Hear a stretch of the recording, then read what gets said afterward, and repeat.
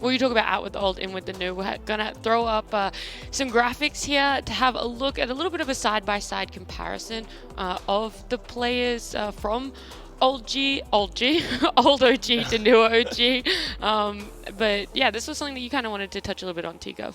Yeah, I guess the main thing is ever since TI 10, when of course OG had the Sumo roster, and they were looking to, they entrusted Misha a little bit more to kind of carry that banner. Again, that's such a hard banner to carry because, of course, OG, they win 2 TIs, and now anyone who plays in that roster is going to have that pressure of can they get to that same level, same performance, and no other team has even got to 2 TIs yet, so somewhat potentially might even argue impossible, but yeah, a lot of trust in this kind of passing of the banner, a year or so ago. We're going to go from pose 1 down to pose 5 and have a look at just the hero pools, seeing how similar of this recipe that worked for OG and how it's still sort of very prevalent in the team that we're seeing now.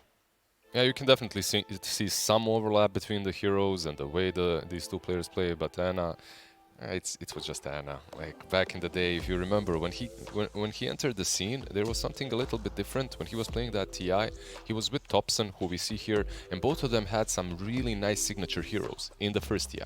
That's why they called it the Fluke TI, right? Because they had the perfect drafts for the perfect tournament, the IO carries, the Spectres, whatnot. So definitely a little bit different, because I can see that the patches could benefit the new squad a little bit better, perhaps, if certain heroes get buffed.